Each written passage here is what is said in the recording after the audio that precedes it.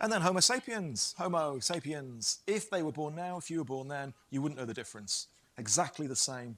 If you looked at your hand, they looked at their hands, the same kind of thing. They had the cognitive ability to create the internet and Wi-Fi if they needed to. We have the brain to be able to learn how to take a piece of flint and nap it in so many ways, to take so many different tools out of it in order to survive.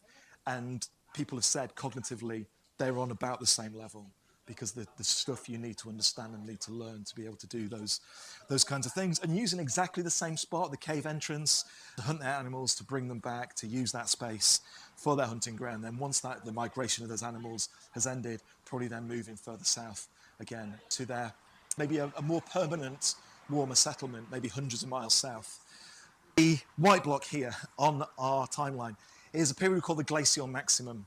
It speaks for itself what it is. So it's a block of ice. What we've got around the edge here, you can see the modern coastline of Europe on this image, hopefully. But the coastline of Europe 25,000 years ago was this, around the edge.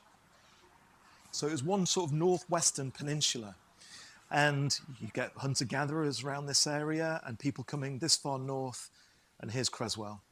So the people that were coming here were literally going to the edge of their world, because any further north, I always think of Game of Thrones at this point. You've got this wall of ice 2 or 3 kilometers deep, and that literally is the edge of their world. This is all Doggerland that we call now. So huge amounts of, you look at the space available to people and how much therefore we've lost when this glacier melted and started to flood and fill up the English Channel and the North Sea.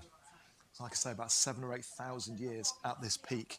And then through warming, and there's a thing called the Storegga ice slide, which some of you may have heard of. Essentially, a piece of Norway the size of Scotland underneath the ocean broke off and caused this huge tsunami.